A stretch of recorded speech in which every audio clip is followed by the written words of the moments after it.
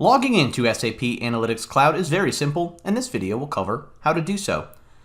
Accessing SAC is as easy as accessing a web address, a URL.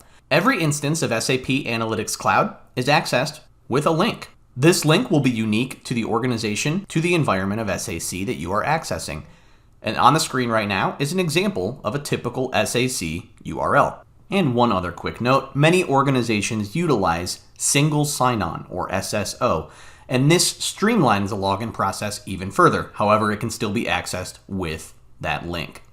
Once you navigate to the URL for the SAP Analytics Cloud environment that you try to log into, you will see a screen like this, unless of course your organization has already implemented single sign-on.